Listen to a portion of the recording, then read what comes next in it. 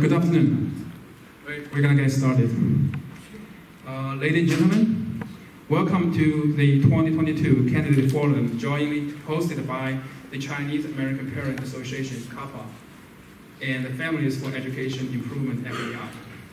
This session is for Maryland House of Delegate District 9B. We are recording all sessions and we are posted on website and social media once it's available. My name is Lin Chen. I am a board member from CAPA. I'm very honored to be the moderator today. And I just told some of you that last time I in this suit was on my wedding day. First of all, on behalf of CAPA and FEI, I'd like to say thank you to our audiences here today. I know it's Sunday and 75 degrees, and it's beautiful outside. So thank you for your time and dedication here today. I'd also like to thank you, our volunteers, especially to our young, energetic volunteers. You are the hope and the future of our community. Last but not least, let's give a big round of applause to our candidates, Courtney Watson and Lisa Kim.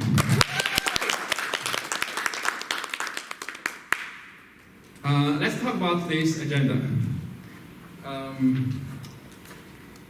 First, we're going to start with candidates' self-introduction. Candidates, you have 2 minutes for your opening remarks to introduce yourself, your main platform, and why you are running for District 9B. Our volunteers are going to remind you when you have 30 seconds left, and remind you again when time is up. Then I will ask questions from our organizations. You will have 2 minutes to answer each of them. Our volunteer, again, going to remind you when you have 30 seconds left and remind you again when time is up. We will rotate first speaker for each question. The first speaker will have 30 seconds for rebuttal after the second speaker finishes. Our volunteers are going to remind you when your time is up. Then we will collect questions from our audiences. Please, I know all of you from medical school, so when you write it clearly so I can read it. That's my first time. I'm nervous and I miss the question. It couldn't happen. I will read each of the questions and you will have 1 minute to respond. Our volunteers are going to remind you when you have 15 seconds left and remind you again when your time is up. Finally, candidates, you will have 1 minute for your closing remarks. Our volunteers are going to remind you when you have 15 seconds left and remind you again when your time is up.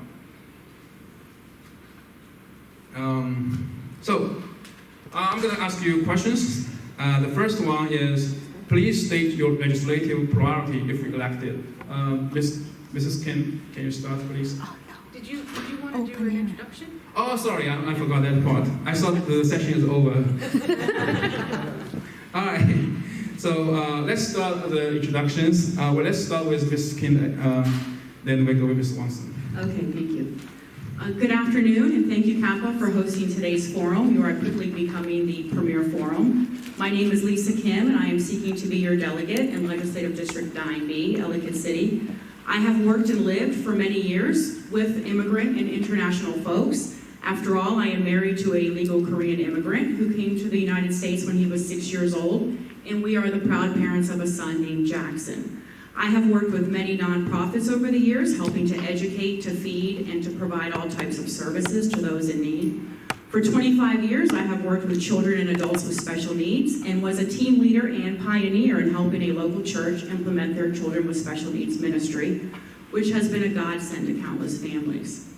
I am a previously elected legislator on a city council where I served an international city made up of many minorities who lived harmoniously together, and they also shared their cultures and values.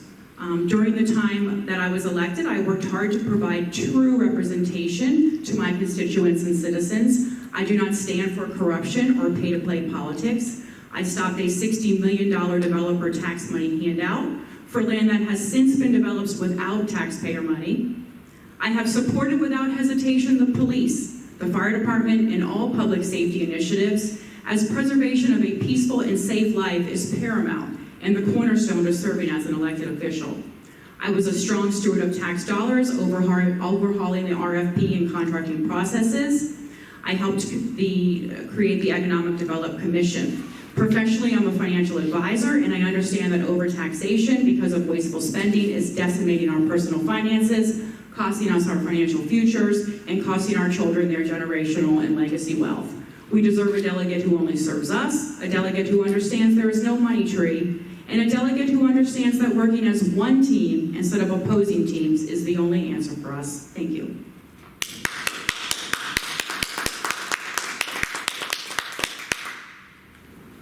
Well, good afternoon, everyone. I am Delegate Courtney Watson, and I currently serve you in Annapolis. I was elected in 2018.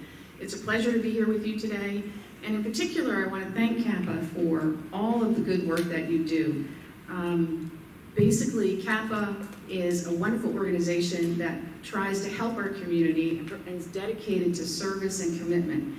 And I am pleased to have two CAPA interns working with me this summer, James Hawkins and Ryan Zhao. And Ryan is here with us today. They're both highly achieving young people who are branching out in all areas of government and service and the public, and we're really proud to have them on our team. I am a wife and mother of 3 who raised her children with my husband Richard, who's also here today. Thank you. And we had 3 children who all went to Marriott Ridge High School and all through public schools throughout their time in Howard County. And that's how I became interested in being involved in public service, in elected public service. I served on the Board of Education of Howard County many years ago. So I got a firsthand look at how we could be changing some of the things that we do in education now here 20 years later after I served on that board. I also served on the Howard Community College Board of Trustees. So I was interested in higher education in Howard County as well. I am achieving many things in Annapolis in the 4 years that I've been there, and I will go into those as we answer the questions today. But I appreciate very much CAPA, the organization you've grown into, and the reach that you have across this county. Thank you.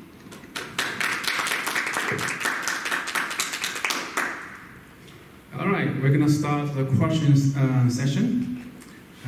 I believe I already leaked my question for the first question, so you have enough time to prepare. Again, we're going to start with Ms. Kim. Please state your legislative priority if elected. Thank you very much. So I have taken the pledge with the Republican Party to eliminate senior taxes. We believe as a party, seniors have, contributed their entire lifetime to taxes, and we would like to give them the much-needed break in their retirement years to sort of ease the impact of being on a fixed income and not having to worry about their taxes going up every year. I also would like us to focus on the future. I would like us to look at bringing 5G to Howard County. We could start at the Gateway, and we could also start with a test high school, and that would be fabulous and help us also draw business here to the state of Maryland and to Howard County.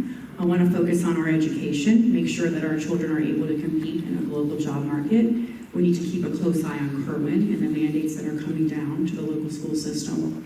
And I want to focus on crime prevention. I want to make sure that law-abiding citizens are put first, that we strengthen the penalties for those who are career criminals, and for those that commit the most heinous and serious crimes. Thank you.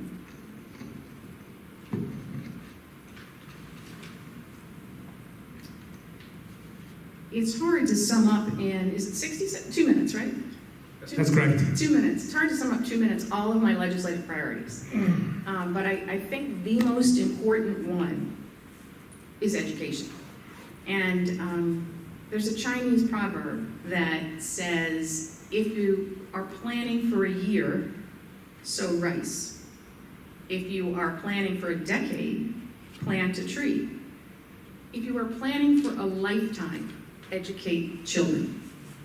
And that is what I see as our government's most important role, is to strengthen public education. And we have gone a long way to doing that by passing the blueprint for Maryland's future, which is the once-in-a-generation investment in our public education program. And I'm very proud of that program. But as you know, when you pass very big bills, things need to be modified along the way. And recently, in this past year, for example, we modified the implementation of the Blueprint for Maryland's Future to what we called the Blueprint 2.0, which accounted for things like trying to make up learning loss in our public schools due to the pandemic. So I believe our public schools are the backbone of the democracy in the United States and in Maryland. And we have a chance to be the top school system in the country again, and to be able to have graduates that compete with their international peers. So education is a huge priority for me. It's why I served on the Board of Education. It's why I served on the Community College Board of Trustees. It's why I originally got elected when my daughter was just 5 years old entering kindergarten. So that will continue to be a priority, along with many other things like historic Ellicott City, like making sure that our public safety policies are strong. And I'll be happy to go into that more in future questions. Alrighty. Yeah, we only have 2 minutes for each question. I'm sorry. I know that's a lot to answer. So second one, the pandemic caused tremendous learning loss, especially to most vulnerable students. What would you do to address this issue at the state level if you get elected or re-elected? We're going to start with Ms. Watson. Sure. I think what you asked was, what you said was the pandemic caused a lot of learning loss, and what are we doing to address that in the future? That's correct. Right. I mentioned that in my first response, and as a legislature in Annapolis, we recognized that issue last session, and we passed update legislation to Corwin to provide resources to students who have fallen behind because of the pandemic. And each school system will be implementing what they believe their particular school system needs to meet those challenges. I think it's really important that we address that learning loss. And as part of Kerwin, you may not be aware, but we also have funding for mental health supports, because we know that our children throughout the pandemic suffered more in the behavioral health side, and that our schools really aren't equipped to fully handle that in terms of staffing. One of the things that Howard County has done is a new program where they put actual social workers available to students in every school through a private-public partnership. And that is bringing us more resources for mental health into the school system that we wouldn't have with our own employees. That's a very innovative program being funded by a bunch of partnerships around the state with private providers and also with the federal government. So I think both addressing mental health, addressing learning loss are two of the things that really have been impacted by the pandemic, and I think that we are on the road to doing a very good job with addressing that in each school system. Thank you. Thank you. This is a great question. I'd like to build on that just a little bit. I think we have a lot of organizations like Kumon and the such that are tutoring and help children in the county achieve more academically above and beyond the school system. And they have programs and processes that work. We've seen the kids come out of those programs. We see their test scores, they're very high.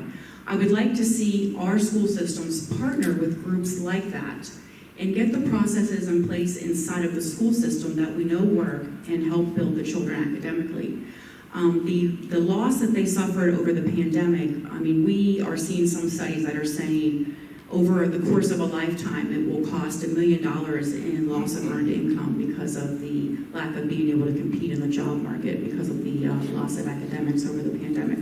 So I think we need to accelerate the fix. So we need to meet regularly with the school systems. We need to make sure that we're given the funding that is necessary, and we need to incorporate processes that we know work.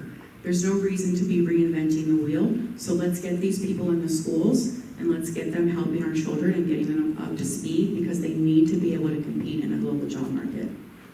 Ms. Watson, do you need 30 seconds to rebuttal? By the way, Ms. Kim, I'm sorry I forgot your 30-second rebuttal question. If you need, after Ms. Watson, you can have 30 seconds for your first rebuttal. Okay, thank you. I'm certainly glad to hear my opponent talk about the need for funding in education. And I think that's pretty clear to everyone.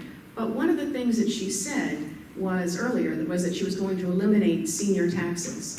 So what I would like to know is if we eliminate senior taxes for everyone across the board, what is going to make up that funding, which now goes to, in part, education?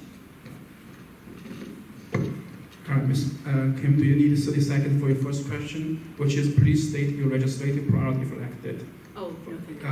No. Thank you. Yeah, I cannot imagine how much pressure these two ladies have for running for the campaign. I'm being the moderator here, already so nervous and forgot the first rebuttal. So let's go with the third question. Ms. Kim, you're going to start with that. The crime rates, particularly violent crime rates, are on the rise in Howard County and Maryland. Mm-hmm. What do you think are the reasons for recent increase in crime? What would you do to fight crimes if you get elected or elected? Thank you. Thank you, that's a great question. So there's sort of two things going on. One is the police are now being reactive instead of proactive. So they have a fear of getting in trouble if they do their job. And the state of Maryland had the opportunity in the last session to pass down stiffer penalties for criminals, but they failed to do so. So I think we have the police who are sort of afraid to do their job, and we have criminals who know that there's really no penalty for them. I mean, we have career criminals. We've all seen it in the news. We see people getting arrested. We see the progression. We see the starting with petty theft, and then going to burglary, and then going to robbery, and then going to robbery with a deadly weapon, and then assault, and then murder. So we have all these opportunities to stop criminals, and we don't do it, and they know that. They're very savvy. My husband is a criminal lawyer, and I can tell you, the criminals are very savvy. They know that they're going to get arrested, they're going to be out in 3 hours, and the police make jokes.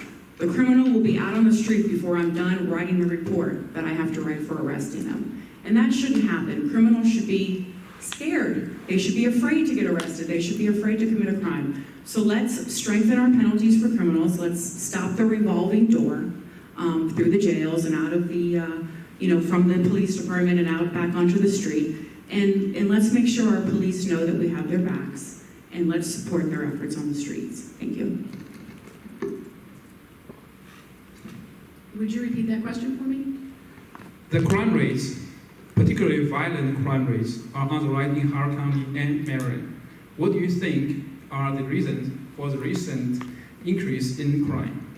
What would you do to fight crimes if you get elected or re-elected? Thank you. I wanted you to repeat that because I thought that's what you said. And I want to assure everyone that violent crime has not gone up in Howard County. And if you actually go on the website for county government and look at the crime statistics, you will see the categories that make up violent crime are lower than they were in previous years. Now, we do have a surge in crime across the United States. There's no doubt about that. We have a surge in crime in Baltimore City. But Columbia in Howard County has been ranked 4 years in a row as the safest city in America. So I think it's really incumbent upon us when someone says violent crime has, doubled, that we really look at the statistics, because that's easy to say, it's easy to scare people, but it's just not the truth. If you look at what makes up violent crime, some categories have increased, some categories have decreased, but overall, it's a decrease. But it is important that we address crime, regardless of how much there is. One of the things that we have done in the General Assembly is we've banned ghost guns. Everybody know what ghost guns are? They're guns that are made with 3D printers, basically. Students can make them. Previously, up until this year, there were no laws governing it. Last session, we banned ghost guns. The other thing we did is we provided training for police officers in implicit bias. And many of you may have an experience with a police officer where you felt they were being biased in the way that they addressed you. We now have training in place, funding for training in the police departments across Maryland for that. We are addressing public safety in a holistic manner. Is that a stop? Okay, we can pick this up later. Ms. Kim, do you need a 30-second rebuttal? Yes, thank you. In 2021, Howard County had the highest murders on record. Howard County carjackings have gone up 100% in the last 3 years. For the first time ever in Howard County, crime is polling on political polls. For the first time ever. So crime is real, people feel it, and there's a fear, and we need to address that. Thank you. Alrighty, we start to feel the heat. Alright, so the first question. Maryland is rated one of the most difficult places to start a business according to many publications like Rich State, Poor State, Forbes, and Wallet Hub. Do you agree with this assessment? How would you rate Maryland's competitive position in relationship to our neighboring states regarding attracting new businesses and retaining existing businesses, and why? We start with Mr. Watson. Sure. In the studies that we have reviewed in my committee, which is the Economic Matters Committee in the House of Delegates, so we manage basically all of the policy legislation that has to do with business and regulations in Maryland. The competitiveness of Maryland is not off the charts, but it's not the lowest in the country either. And what we try to do is make sure that we're providing enough incentives, and many times those incentives involve tax incentives, to attract business here to Maryland. But one of the other major attractions to Maryland, and I think it's important to keep in mind, is our proximity between Washington and Baltimore. Our proximity to the federal government makes us very attractive for government contractors, for example. Our ability to respond to businesses in a time of need is also important, which we've demonstrated through passing COVID relief funding that went to small businesses in the state of Maryland. I would say that unfortunately, I helped many small businesses actually obtain those loans because the governor's administration could not keep up with processing that money that went to businesses across our state. So I am very familiar with small business. In fact, I'm in financial services, I'm an insurance agent, and I have more than 100 small businesses as my clients. So I know what they go through every day to seek permits, to pay fees, to pay unemployment tax, to be reported on for unemployment of their employees. And so I have a good understanding of that. And I think that Maryland tries to strike a balance. I think we can be better in a lot of ways, and we're continuing to look at that. One of the things we're looking at is eliminating the $300 filing fee that is charged Maryland businesses every year, no matter what. Thank you. So Maryland is ranked 46th out of 50 states for business-friendly environment. Yes, we are not at the bottom, but we are very close. Our corporate tax brings in about 3% of our budget. I think we definitely have a lot of wiggle room there. And we do attract businesses that want to work with the federal government because of our location, but we lose the other businesses. I think we've all read about how we've been in the running for multiple large corporation headquarters, and we always lose. And we lose in part because we're competing with Virginia. DC has a very high corporate tax rate, so we're not competing with them. But Virginia has a lower corporate tax rate than we do, and that matters. But it's not just corporate tax rate, it's payroll, it's infrastructure. Our infrastructure is in bad shape in Maryland. You know, you can only travel basically 3 hours around here between 11 and 2. Before that or after that, you're sitting in traffic. Our parks and rec, that's also something that companies, think about when they're moving here. They want workforce development. They want to know that over time, the people that are being educated in our state who are coming into the workforce when they age are going to be able to work there and provide them what they need. And I think we need to develop an economic development commission here in the state of Maryland. If you look at Wyoming, Wyoming is #1 in the United States for business-friendly environment.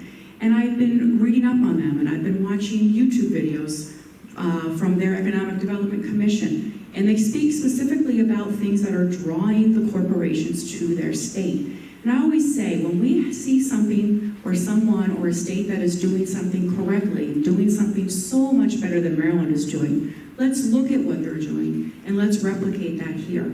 Let's focus on the things that need to be done, that we need to focus on to get those large corporations here, to bring us jobs, to bring us more income tax revenue, and to bring sort of a future for our students when they know that Amazon is here or Apple is here. They know where they're going to work when they grow up. Thank you. All right, Mr. Wilson, do you want to say seconds? I would just say that my opponent mentioned transportation and infrastructure. And again, I would just say to you that the revenue that she would like to cut from all seniors in Maryland would play a part in our transportation, our infrastructure, and in particular the gas tax, which she advocated that we cut, and actually gave me a hard time because I only voted for a 30-day gas tax extension. The gas tax is the source for transportation, for bridges, for roadways, and if you don't collect the taxes, you can't make these improvements. Or if you want to say that you are going to make a tax cut, don't say that without then saying how you're going to pay for what you just cut. All right, we're going to go with the first question. Equity has become a very hot buzzword across our country. Some think it means equal opportunities. Some think it means equal outcomes. Can you share your thoughts on that? We will start with Ms. Kim. Thank you very much. I believe in equal opportunity, and we have that here in the United States of America. There are some things that get in the way of certain populations being able to embrace the equal opportunity that is provided to them, and those are things that we need to continue to work on. But there's no shortage of programs in the state. There's no shortage of opportunities for people to engage in. But we cannot control outcomes. We simply cannot. We can't force people to study. We can't force people to do homework. We can't force people to show up to their job and give it their all. We just can't control outcome. As much as we would like to, wouldn't it be great if we could? If we knew that every single person who engaged with us, with programs that the state and the taxpayer are funding, would be, would go to Harvard, would be an engineer, would be a doctor, but we simply can't control outcome. All we can do is control opportunity, and I think we're doing a pretty good job of that. Thank you. I think in a community as diverse as ours, and really in any community, that we have to look at equity and what that means to our students, for example. And I know that this issue really became a hot button during redistricting a couple of years ago, when the school system tried to move children to certain schools, and there was a lot of talk about we're doing it for equity reasons, or we're doing it for balancing populations. And what I really wanted to convey here about this is and like so many topics that we're talking about, they're complex. And the school system, for example, should be innovating, and we should be looking at what so many other systems do across the country well, which establish schools that anyone can go to, whether you call magnet schools, Chinese immersion programs, so that students have more of a choice in their public education. And I think if we start looking at the bigger picture instead of just, neighborhood schools, where are we gonna relieve this school to move it to that school, and then people get mad because equity is thrown in there as part of the reason for moving. I think we need to look at the bigger picture in terms of education in Howard County. But I do think equity overall is incredibly important. I'm proud of the fact that in Howard County we're planning the first ever Asian American Pacific Islander Cultural Center. And that is going to be a place for the community to gather. It's going to be a place for performances. And I'm happy to say that we were able to bring home $1.5 million to help fund that. The county executive has a committee together working on what that center will look like, what it will be used for, and where it will be located. But I think that when we talk about equity, it's so many things that go into it. And again, it's a little hard in a 2-minute answer. We could have a whole day on this topic. But I do thank you for the question. I would like to say that I support private schools, and I support magnet schools, and I support charter schools. And I support the money following the child. And that would really make a difference for some of these kids who find themselves in a poor performing school, but don't see a way out, and aren't getting the education that they deserve. And so if they could have the potential to go to a charter school, go to a magnet school, go to a private school, where the tax dollars that their parents are paying will follow them there and pay for the tuition, I think that would be a big move forward for us in education. All right, thank you so much.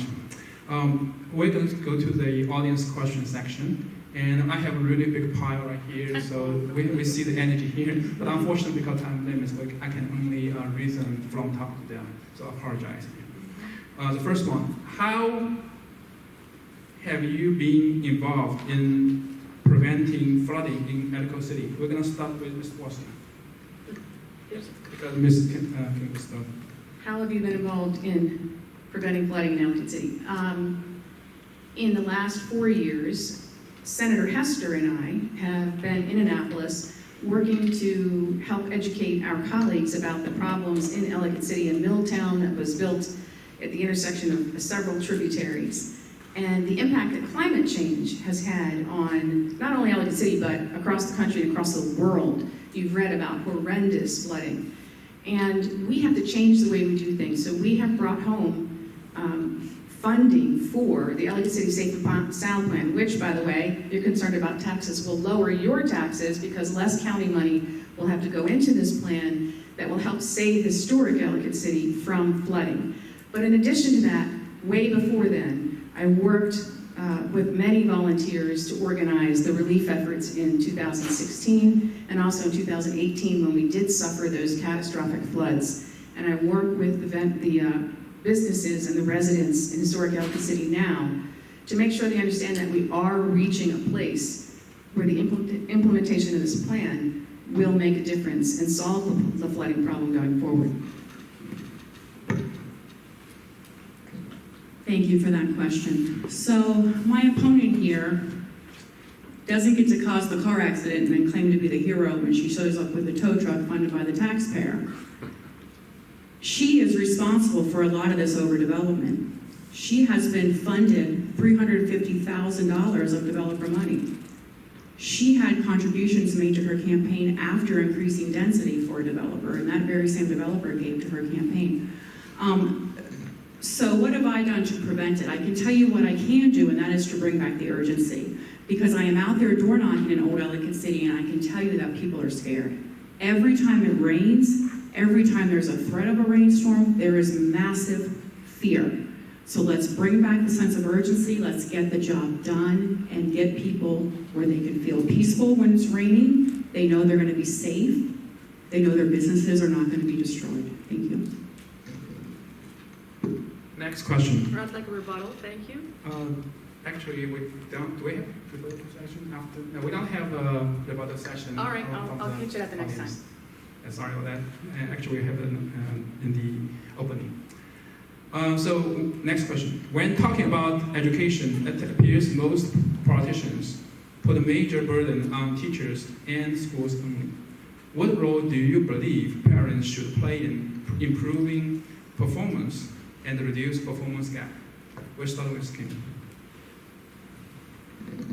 Thank you. So when you see students who are high performing, they usually have a lot of parental involvement at home, sitting with them, making sure their homework's getting done, that type of stuff.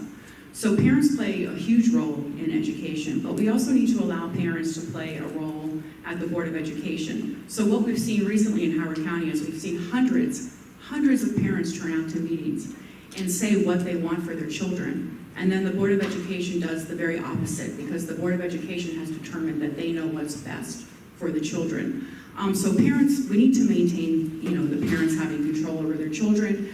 They need to be able to express their opinion to the Board of Education and have the Board of Education listen. And then parents at home, need to do the work that parents need to do. They need to be involved in their children's education. Thank you. In Howard County, hundreds of parents have showed up at Board of Education meetings for as long as I've lived here, which is my entire life. So, and that is how we should be involved in our parents' education. There's all sorts of ways you can get involved at the Board of Ed, and I can help you with that if you need it afterwards. But I do want to go back to what my opponent said about Ellicott City flooding. We need to be sure that everyone in this room knows that as a council member and a zoning board member, I voted against increased density more than any other council member. That's number one. Number two, I am not responsible for climate change. Just want to make sure everyone is aware of that, and I know that you are. When you get 10 inches of rain in 60 minutes, nothing is going to stop that. And that's what the engineering studies actually said. The issues are complex. I would love for my opponent to actually read the engineering studies for Ellicott City so she can understand better what the problems are there and be in a position to be helpful with it. I do believe that we have to make sure that we build the infrastructure for historic Ellicott City. Thank you. All right, this is probably our last question, if time permits, and I'll ask our candidate to stick with the questions from the audience. Thank you. What's the fiscal cost to the state to eliminate state taxes for seniors? We'll start with Ms. Wilson. It would be a very, very, very big number. And I know this because we looked at senior tax relief this past session, and we did actually take steps to relieve senior taxes in a way that the state could afford. So starting this year, if you're over age 65 and you make less than $150,000 of income as a couple, you will be eligible for up to a $1,000 tax credit on your state taxes. Same thing applies to an individual, except that it's up to $750. But if we eliminated the entire taxes that we collect from people over the age of 65, we would not be able to afford many of the things that we are doing right now in important programs like Blueprint for Maryland Future, like the education program that we are staking a lot of our success on as a state in Maryland in both economic development and in public education. It is a very big number, but I believe it's doable. We have so much wasteful spending in Maryland, so much. My opponent here voted to turn us sanctuary state for illegal immigrants, as you know. That costs us at least $5 billion a year. Now, with the influx of illegal immigrants coming across the southern border right now, when they are engaged with the Border Patrol, they are asked where they are going. Maryland is in the top 3 destinations for illegal immigrants at the southern border. We know now that we are, 2.5 million since Biden took office. So they're headed, top 3 destination, they're coming to Maryland. So what we spend now, $5 billion, might be $10 billion, because now we've put a beacon on ourselves for illegal immigrants to come here to Maryland to get free resources. So that's something we could probably backtrack on and hopefully stop the influx. Also, Kerwin, the blueprint, I don't believe it's the state's duty to control local school boards through mandates. That's funding we can take back immediately. Thank you. All right. It was a very heated forum. I almost see the sword fighting. Time for our closing remarks. We're going to start with Ms. Watson. Again, my opponent has said some things that just simply aren't true. But rather than rebut those, I will go on to why you should support me in this next election, why you should re-elect Courtney Watson as your delegate. I'm someone who wants to make sure that our quality of life remains high, that our school system remains strong, that your property values remain strong. And I am not afraid to make the investments that we need to make sure we maintain the best quality of life here in Howard County. I am someone who has brought people together. I have passed 12 bills in my time as a legislator, and all of them are with bipartisan support. 6 of them were unanimous in the House and Senate. I show you this document because you can see all of the 12 bills listed there, and the ones in yellow are the ones that had unanimous support from all the Republicans and all the Democrats. 6 of my bills. That shows you that I can work with both sides, which you need to be able to do in Annapolis. And I hope that you will vote to re-elect me. Thank you for letting me serve you.